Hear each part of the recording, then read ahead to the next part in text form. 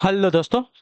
Good evening, नमस्कार। आप सभी का एक बार जो है फिर से बहुत बहुत स्वागत है आप सभी के अपने यूट्यूब चैनल परीक्षा की शिक्षा में। उम्मीद करता हूँ, आशा करता हूँ आप सभी जो स्वस्थ हैं, कुशल मंगल है, अपनी तैयारी जो है अच्छे और बढ़िया तरीके से कर रहे हैं। तो जो भी क्लास में फर्स्ट टाइम आए हैं, पहली बार आए हैं, नए हैं, उन सभी को बता दिया जाए कि हमारे चैनल पे जो आपकी यूपीटी पीटी पीटी एग्जाम 2025 की जो आपकी तैयारी साथी हो, रेगुलर बेसिस पर जो कंप्लीट करवाते हैं। जिसे भी तैयारी पूरी करनी है, कंप्लीट करनी है, चैनल को सब्सक्राइब करके आप लोग हमारे साथ जुड़ जाइए। ठीक है। क्लास का समय देखिए, जीके जीएस की जो क्लास है सुबह 10 बजे डेली देखने को मिलते हैं। रीजनिंग और मैथ्स की क्लास जो है दोपहर को 3 बजे। हिंदी जनरल अवेयरनेस की क्लास जो है शाम को 7 बजे आप सबको हमारे चैनल पर देखने को मिलता है। आप सबको इसी टाइम पर क्लास से जुड़ के अपनी तैयारी को पूरा और कंप्लीट करना है। ठीक है। नीचे डिस्क्रिप्शन आपको इंस्टाग्राम टेलीग्राम का लिंक मिलेगा, तो आप इंस्टाग्राम पे फॉलो करेंगे, टेलीग्राम चैनल को ज्वाइन करेंगे। टेलीग्राम चैनल पर डेली बेसिस पे क्लास का अपडेट आपको, एग्जाम का अपडेट जो है साथियों देखने को मिल जाएगा। तो आप लोग जो है टेलीग्राम चैनल को ज्वाइन करेंगे। चलिए क्लास स्टार्ट करें बिना किसी तरीके। एक एक क्वेश्चन आपके एग्जाम के लिए बहुत इंपॉर्टेंट है। क्लास स्टार्ट करने से पहले सभी से रिक्वेस्ट है, जिसने अभी तक क्लास को लाइक नहीं किया तो लाइक करेंगे, शेयर नहीं किया तो शेयर करेंगे, जिसने अभी तक चैनल को सब्सक्राइब नहीं किया है वो लोग चैनल को सब्सक्राइब करें। पहला क्वेश्चन है, सूची 1 को सूची 2 से सम्मिलित कीजिए तथा सूचियों के नीचे दिए गए कूटों का प्रयोग करते हुए सही उत्तर का चयन कीजिए। ठीक है। चलिए,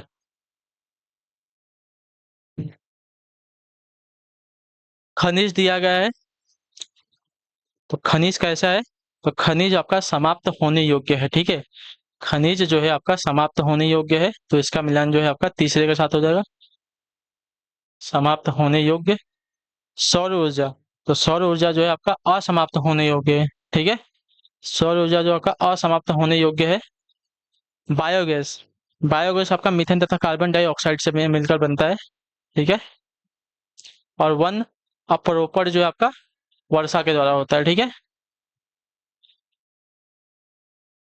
तो 3 4 2 1 आपका मिलान है। 3 4 2 1। चलिए, हो गया सभी का। स्क्रीनशॉट लेंगे, आगे बढ़ेंगे फिर अगले क्वेश्चन की तरफ बढ़ेंगे साथियों। ध्यान से देखेंगे। आपका है 32 नंबर क्वेश्चन। निम्नलिखित में से किसको जो है प्रातःकालीन शांत स्थल कहा जाता है? बताइए, निम्नलिखित में से किसको जो है प्रातःकालीन शांत स्थल कहा जाता है? तो आपका राइट आंसर जो कोरिया को। ठीक है। ऑप्शन नंबर आपका डी राइट होगा। क्लियर होगा इसके बाद। प्रातःकालीन शांत स्थल जो है दक्षिण कोरिया को कहा जाता है। दक्षिण कोरिया जो है सुदूर पूर्व का अंग है। दक्षिण कोरिया की राजधानी आपकी सियोल है। सियोल। ठीक है। क्लियर सभी को? क्लियर है या नहीं यहाँ तक सभी का? है ना? चलिए, अगले क्वेश्चन की तरफ बढ़ेंगे साथियों। आपका है 33 नंबर। उत्तर देने की कोशिश करेंगे, राइट आंसर क्या हो जाएगा। ठीक है। क्या देगा? राम सेतु यानी कि एडम्स ब्रिज शुरू होता है कहाँ से? बताइए। राम सेतु जो है कहाँ से शुरू होता है? तो राम सेतु आपका धनुषकोडी से। ऑप्शन नंबर ए आपका जो दिएगा आपका राइट आंसर होगा। ठीक है। राम सेतु भारत के अंतिम छोर धनुषकोडी से प्रारंभ होता है। राम सेतु जो है तमिलनाडु भारत के दक्षिण पूर्वी तट के किनारे रामेश्वर द्वीप तथा श्रीलंका के उत्तर पश्चिमी तट पर मन्नार द्वीप चूना पत्थर से बनी एक आपकी श्रृंखला है। ठीक है। चलिए, 34 है 34 नंबर। सूची 1 को सूची 2 से सम्मिलित कीजिए और सूचियों के नीचे दिए गए कूटों का उपयोग करके सही उत्तर चुनिए। ठीक है। सूची 1 है, सूची 2 है। सूची 1 में क्या दिया गया है? उकाई, पत्रात्रु, पत्रातु, पेंच, दाभोल। ठीक है। और सूची 2 में झारखंड, गुजरात, महाराष्ट्र, मध्य प्रदेश दिया गया। ठीक है। तो देखिए, सूची 1 में, सूची 1 जो है उकाई आपका कहाँ है? गुजरात में। पत्रातु कहाँ है? तो पत्रातु की अगर बात की जाएगी छात्र, तो पत्रातु आपका हो जाएगा झारखंड में। ठीक है। पत्रातु आपका झारखंड में है। क्लियर है। पेज की बात करें तो पेज आपका जो है मध्य प्रदेश में। ठीक। दाभोल आपका महाराष्ट्र में। ठीक है। क्लियर सभी को? चलिए, अगले क्वेश्चन की तरफ बढ़ेंगे। पहले कांजीरंगा किस लिए प्रसिद्ध है? तो कांजीरंगा प्रसिद्ध है साथियों आपका एक सिंग वाले गैंडे के लिए। ठीक है। तो ऑप्शन नंबर आपका जो दिया गया है, ये वाला आपका राइट आंसर हो जाएगा। ठीक है। कांजीरंगा मुख्यतः जो है गैंडे के लिए प्रसिद्ध है। कांजीरंगा राष्ट्रीय उद्यान असम में स्थित है। प्रसिद्ध, यहाँ विश्व के 2/3 एक सींग वाले गैंडे संरक्षित हैं। ठीक है। एक सींग वाले गैंडे केवल भारत में पाए जाते हैं। इनके सींग की अंतर्राष्ट्रीय बाजार में भारी कीमत होती है, क्योंकि उससे जो है कामोजोतक औषधियां बनाई जाती है। ठीक है। अगले क्वेश्चन की तरफ बढ़िए। 36 नंबर। सन सिटी अवस्थित है कहाँ पर? इटली में, जापान में, मैक्सिको में या दक्षिण अफ्रीका में? बताइए। तो आपका जो है दक्षिण अफ्रीका में। ठीक है। सन सिटी अवस्थित है आपका दक्षिण अफ्रीका में। तो ऑप्शन नंबर आपका डी राइट हो जाएगा। क्लियर हो गया इसके बारे में? सन सिटी अपने लग्जरी रिजॉर्ट और कैसीनो के लिए मशहूर है। चलिए 37 दुग्ध के अग्रणी उत्पादकों का सही आरोही क्रम क्या हो जाएगा बताइए। दूध उत्पादन का सही आरोही क्रम क्या हो जाएगा, तो देखिए कुल दूध उत्पादन की दृष्टि से भारत जो है प्रथम स्थान पे आता है, याद रखिएगा, ठीक है।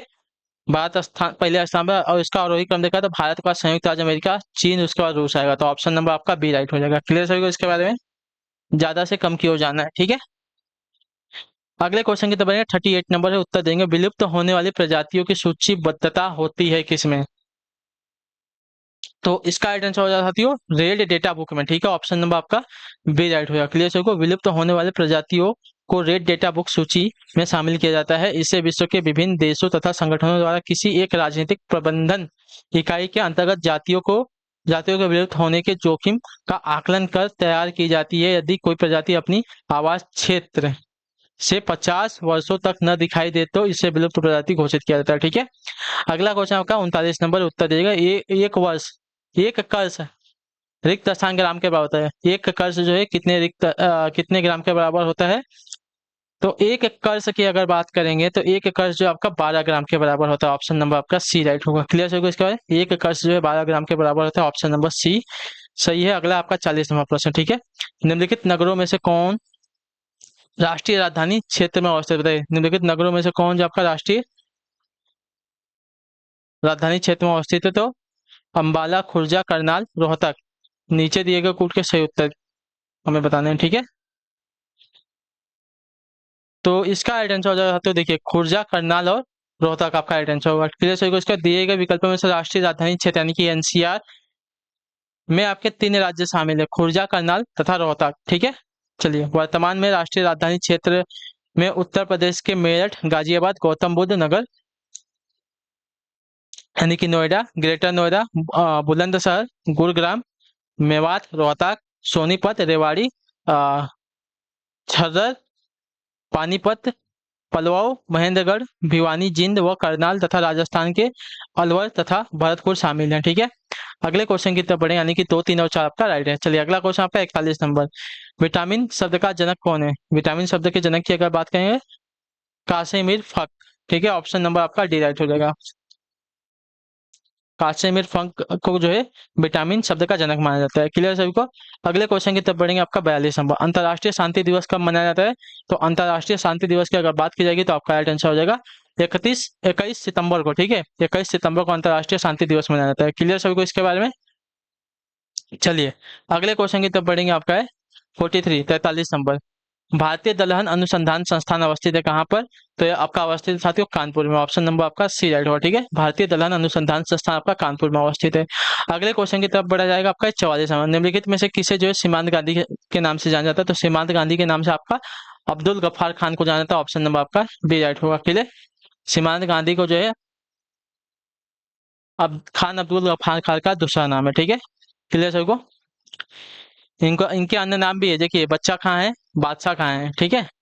तो इन्होंने जो 1930 में खुदाई खिदमतगार संगठन की स्थापना की थी। अगले क्वेश्चन की तरफ बढ़ेंगे, आपका 45 नंबर, जेनोसाइड यानी कि नरसंहार शब्द रिक्त स्थान द्वारा गढ़ा गया था, किसके द्वारा। तो यह गढ़ा गया था साथियों आपका राफेल लेम्किन के द्वारा, ठीक है। ऑप्शन नंबर आपका जो बी दिया गया आपका राइट आंसर है। जेनोसाइड यानी कि नरसंहार शब्द जो है राफेल लेम्किन के द्वारा गढ़ा गया था। अगला क्वेश्चन है साथियों आपका 46, सत्य के साथ मेरे प्रयोग किसकी रचना, बताइए सत्य के साथ मेरे प्रयोग जो है किसकी रचना है। तो यह रचना है साथियों आपकी महात्मा गांधी जी की। ऑप्शन नंबर जो ए दिया गया है आपका राइट आंसर, सत्य के साथ मेरे प्रयोग जो है महात्मा गांधी की रचना है।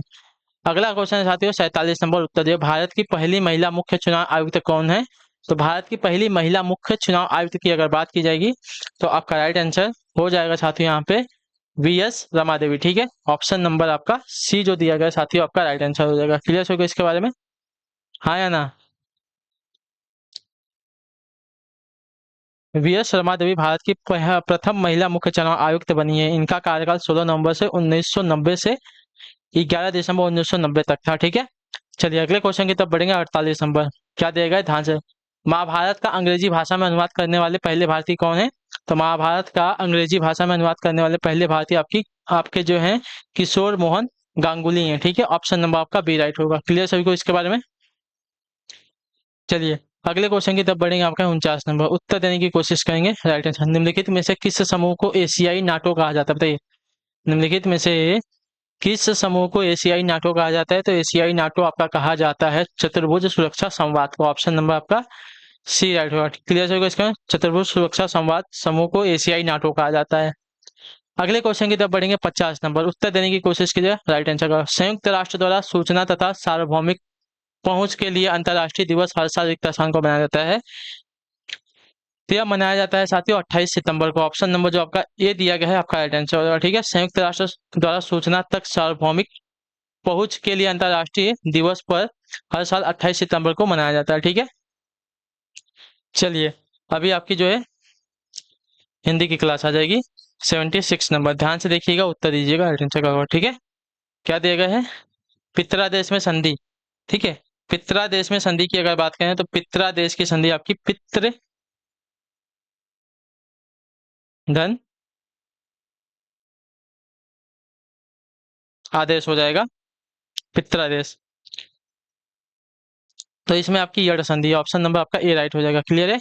अगले क्वेश्चन की तरफ बढ़ेंगे। आपका है 77 नंबर, उत्तर दीजिएगा राइट आंसर का। ठीक है, चलिए इनमें मदिरा का पर्यायवाची कौन सा नहीं है? ठीक है, मदिरा का पर्यायवाची शब्द कौन सा नहीं है? तो मदिरा का पर्यायवाची शब्द इसमें देखिए आपका अमी नहीं होगा। ठीक है, ऑप्शन नंबर आपका सी राइट होगा। अमी शब्द जो है अमृत का पर्यायवाची होता है। ठीक है, चलिए सूरा मधु मदय मदिरा के पर्यायवाची शब्द हैं। ठीक है, अगले क्वेश्चन की तरफ बढ़ेंगे। आपका 78 नंबर, उत्तर देने की कोशिश है। सापेक्ष का विलोम शब्द क्या हो जाएगा?